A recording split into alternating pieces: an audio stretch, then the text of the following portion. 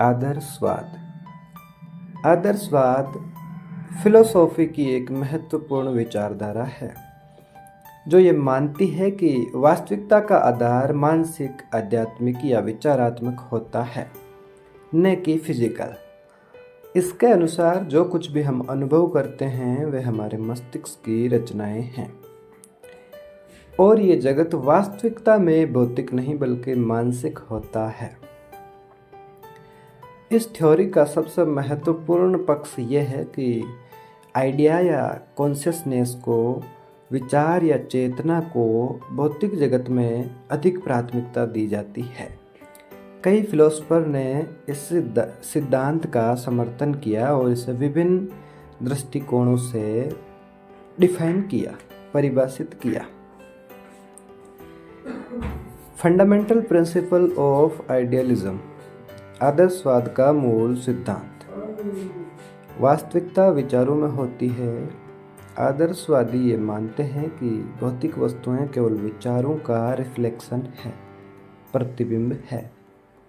वह स्वयं में स्वतंत्र रूप से अस्तित्व नहीं रखती। चेतना ही वास्तविकता का स्रोत है। आदर्शवाद ये मानता है कि ब्रह्मांड का निर्माण मानसिक रूप से हुआ है और मन या आत्मा ही वास्तविकता का मूल तत्व है। नैतिकता एक सर्वोच्च मूल्य है।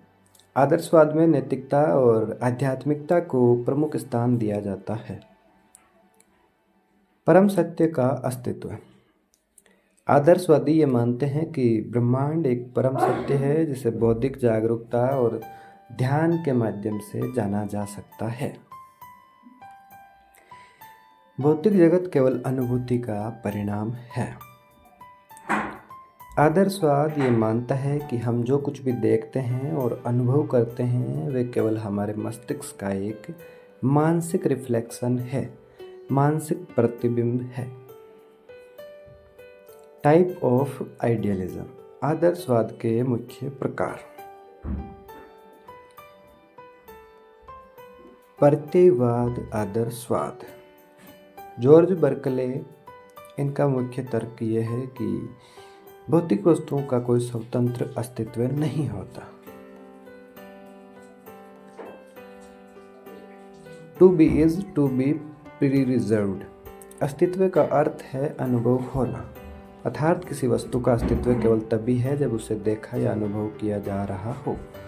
उदाहरण के लिए एक पेड़ जंगल में गिरता है, लेकिन अगर कोई उसे नहीं देखता तो क्या वे वास्तव में गिरा? आलोचना। यह सिद्धांत भौतिक वास्तविकता को पूरी तरह नकारता है जो विज्ञान और अनुभववाद के विरुद्ध जाता है। वस्तुनिष्ठ आदर्शवाद। प्लेटो के अनुसार विचारों या स्वरूपों की एक स्वतंत्र दुनिया होती है जो वास्तविकता से अधिक महत्वपूर्ण होती है। उदाहरण के लिए, सुंदरता स्वयं में एक आदर्श है और इस दुनिया की सभी सुंदर चीजें उसी आदर्श का रिफ्लेक्शन मात्र है, प्रतिबिंब मात्र है। आलोचना। प्लेटो का ये विचार बहुत अमूर्त है और इसका कोई प्रत्यक्ष प्रमाण नहीं है।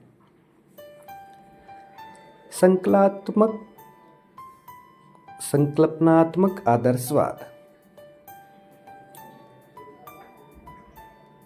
इमैनुअल कांट ने आदर्शवाद और यथार्थवाद के बीच संतुलन स्थापित करने की कोशिश की।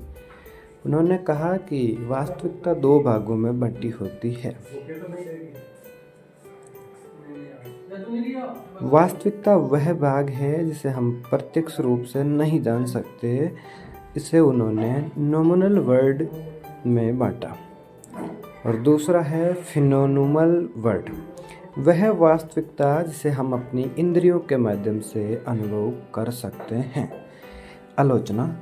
कांट का सिद्धांत बहुत जटिल है और इसमें नॉमिनल वर्ल्ड को समझने का कोई स्पष्ट तरीका नहीं बताया गया है।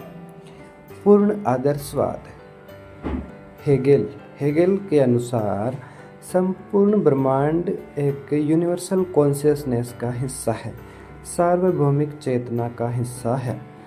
उनका सिद्धांत थीसिस, एंटीथीसिस, सिंथेसिस पर आधारित है, जिसमें हर विचार अपने विरोधी विचार से टकराता है और एक नया विचार उत्पन्न करता है। उदाहरण के लिए, किसी भी विचारधारा का विरोध होता है और फिर दोनों के मेल से एक नया विचार का जन्म होता है। आलोचना। हेगेल का सिद्धांत बहुत अमूर्त और जटिल था, जिसे समझना कठिन है। आदर्शवाद के व्यावहारिक उदाहरण। Practical example of idealism. शिक्षा में आदर्शवाद। शिक्षा में नैतिकता और मूल्यों पर बल दिया जाता है। विद्यार्थियों को उच्च आदर्शों का पालन करना सिखाया जाता है। धार्मिक आदर्शवाद। हिंदू धर्म में अद्वैत वेदांत आदर्शवाद का समर्थन करता है, जहाँ ये कहा जाता है कि ब्रह्मा सत्य है, जगत मिथ्या है। Brahma is real, the world is illusion.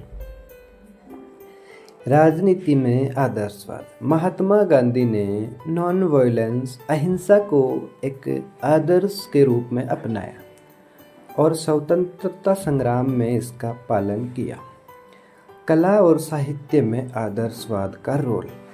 साहित्य में आदर्शवादी विचारधारा को रोमांटिसिज्म के रूप में देखा जा सकता है, जहाँ कवि और लेखक वास्तविकता की तुलना में कल्पनाशीलता को अधिक महत्व देते हैं। Criticism of idealism. आदर्शवाद की आलोचना। विज्ञान के विपरीत आदर्शवाद भौतिक वास्तविकता को महत्व नहीं देता, जबकि विज्ञान अनुभव और प्रमाणों पर आधारित होता है। अत्यधिक अमूर्तता। आदर्शवाद अक्सर बहुत अमूर्त होता है और व्यावहारिक जीवन से दूर हो सकता है।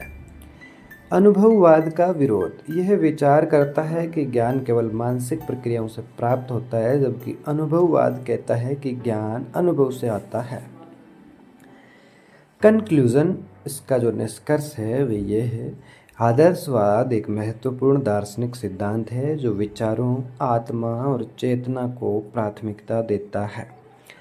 यह नैतिकता, शिक्षा और उच्च मूल्यों को प्रोत्साहित करता है। हालांकि हम इसकी आलोचना ये है कि यह भौतिक वास्तविकता को कम महत्व देता है, फिर भी दर्शन शास्त्र, शिक्षा और नैतिकता में इसका गहरा प्रभाव है। आदर्शवाद कहता है कि वास्तविकता का आधार विचार और चेतना है, न कि भौतिकता। यह एक गहन और व्यापक दर्शन है जिसे दर्शन, शिक्षा, राजनीति, धर्म और कला को अत्यधिक प्रभावित किया है। इसी के साथ इस टॉपिक को समाप्त करते हैं और मिलते हैं किसी अगले टॉपिक में। अगर वीडियो में कोई गलती हुई है तो आप कमेंट करके ज़रूर बताइए, इससे हमें सुधार करने में मदद मिलेगी।